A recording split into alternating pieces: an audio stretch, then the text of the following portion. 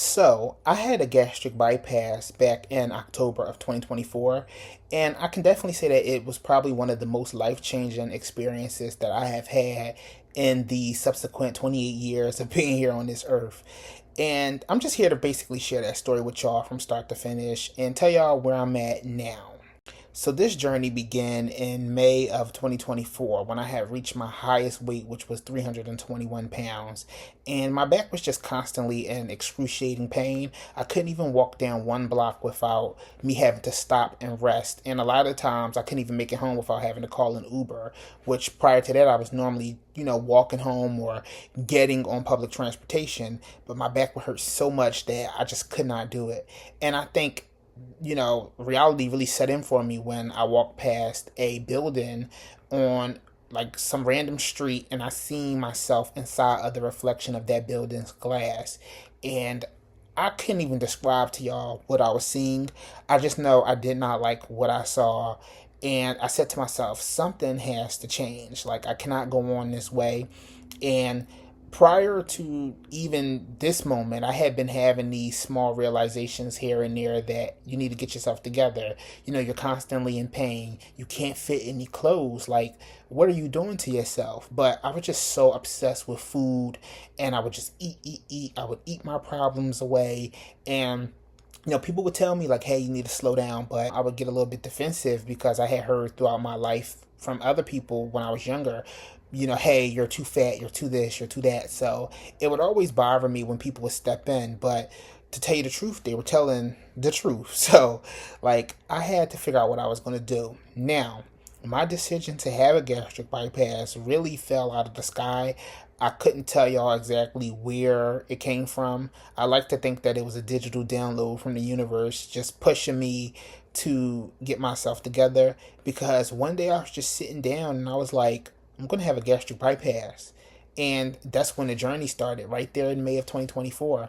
I said, I'm going to get on the phone, research the gastric bypass, and figure out who can do it. Now, in my area, I'm closer to the University of Pennsylvania, Penn Medicine. That's my network of people.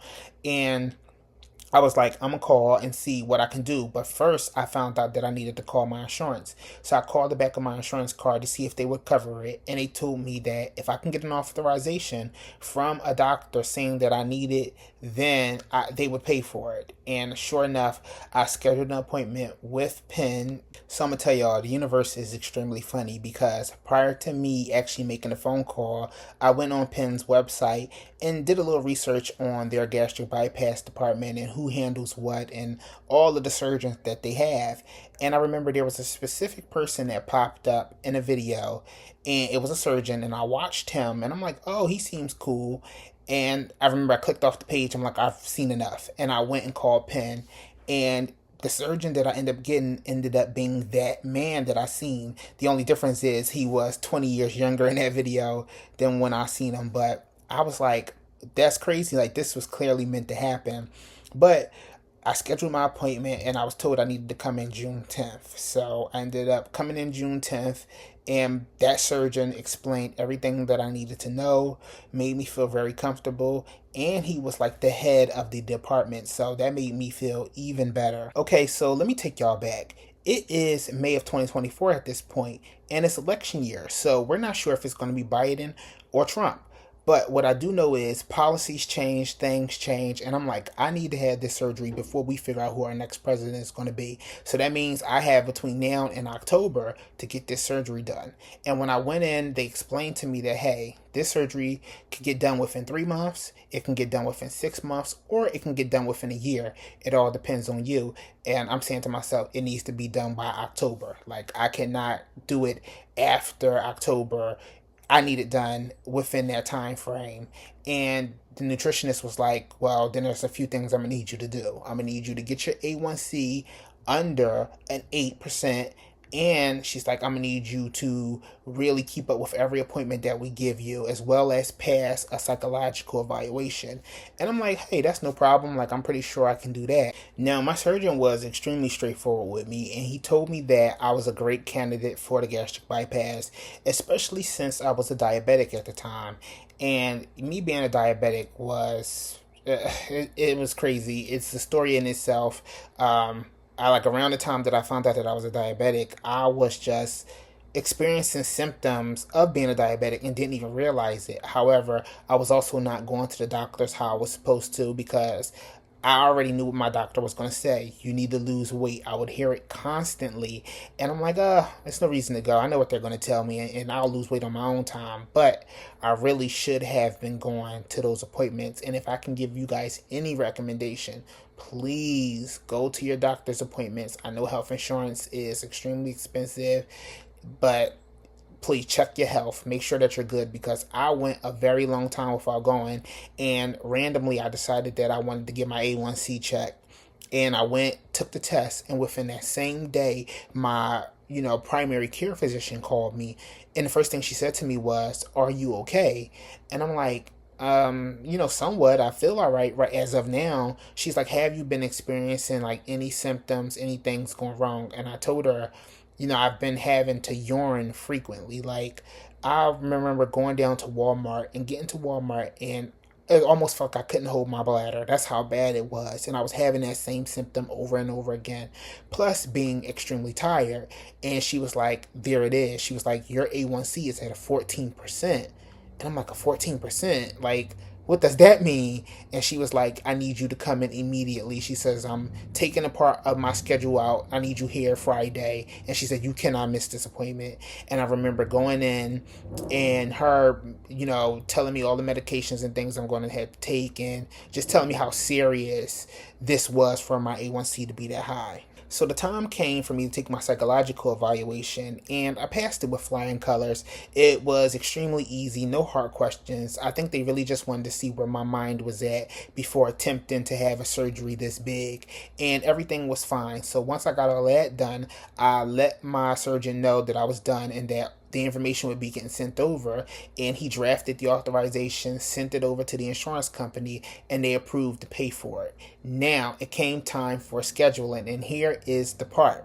I got the call, and she said, "We have a date for as early as October for you to come in and have your surgery." And mind you, at this point, we're in September. So once I got that call saying, like, "Hey, October," she said, "I have the 29th and the 31st.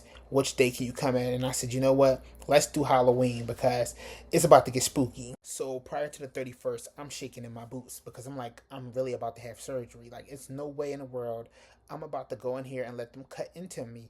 But in the same breath, everything was done. I was cleared to go in. So I'm like, it's time. It's go time. Like, you can't back out now.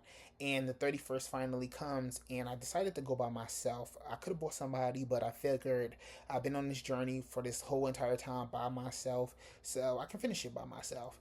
And I went in early in the morning. It was like around 7 o'clock in the morning. They took me to the back, made me take off all my clothes, get in the robe. They hooked me up to an IV and gave me some type of, I guess, sedative to make me a lot more calm. And it actually did work. And I sat there for a while. I seen my surgeon. He came out. He talked to me for a bit, told me everything was going to be okay. And then he left. And he told me he'll see me in the surgery room. And sure enough, they rolled me back and they leaned me back. I remember looking up and seeing a bright light. And then before you know it, pitch black darkness. And I woke up to like a nurse calling my name, asking me what is my date of birth and telling me that I had to get up. And when I first woke up, y'all, I was just in like, it felt like I had got hit by a car. That's how just disoriented I was, and how my body just felt extremely funny. Like, you could tell I had surgery, and I could tell I had surgery. And she was like, "We're going to need to get up and walk because, walking prevents blood clots and things like that." And from the moment I stood up, I was like, "Oh my God, like, this is like not painful, but just extremely discomforting." It took them forever to get me a bed and find me a room, and I was down there in the surgery ward for a while, and I've seen so many other people who had surgery. And eventually, like around 9 o'clock at night, they took me up, and I finally had a room to myself. But between me and y'all, I was ready to go home. Like, hospital beds are just extremely uncomfortable. Like, I couldn't turn the way I wanted to, so like she would put pillows behind me, but It was terrible. However, next day came and I was actually able to go home. So I didn't have to stay 2, 3, 4 days in the hospital. And I remember coming home and the first thing I did was come up to my room and just lay down. Like I was exhausted and I didn't do any work. Like all I did was walk around the hallway in the hospital, but that's how much of a toll it took on my body. Now, the next months were just really pacing myself. I had to follow a specific diet. At first, it was liquid, then it moved to like small things I could have, and then eventually, as the months went on, I was able to eat more and more and more. And like honestly, I'm not gonna lie, the worst part about the gastric bypass was afterwards, especially when I needed to go to the bathroom and take a number two, because the amount of protein that they make you drink really constipates you. Yeah, it was extremely hard to poop. But after like the first 3 or 4 months, things get a lot easier. Your bowels get to flowing back the way that it normally should, and you get to test a lot of different foods to see what your stomach can take and what it can't take. And I noticed that after gastric bypass, since you no longer have the same stomach that you used to have, you have a lot less acid down there to break down certain things. So you have to be extremely careful. Like even till this day, I can't have things that are dry because a lot of things that are dry causes me to throw up. Like my stomach can't break it down, or even pastas sometimes depending on how it's cooked, and fried food depending on how it's cooked. But that's basically my journey with the gastric bypass. So far, I have lost well over 100 pounds. I'm down to about 210. I went from like 321 to 210, and I'm still working. I think I'm in the phase now where I need to start building muscle because I didn't walk, and ran, and now I need to build up some more muscle definition. I can't necessarily say that I would recommend the gastric bypass to anybody because it's really based off of you. You have to figure that out for yourself. Do your research, especially. Don't just jump into it like I kind of did, but do your research because there's other type of surgeries out there as well too that you can probably get done. And if surgery may not be your thing, also try your Ozempic. Of course, continue to try to eat healthy and exercise, and eventually you'll reach your goal. I feel the best that I have ever felt in my life, and losing that 100 pounds and also getting off of diabetes medication has truly changed my life. So I'm happy about that. But that's all I came on here to share with y'all. Of course, it's your boy Ron. These are thoughts from a sage, and I'll see you in the next video. Bye.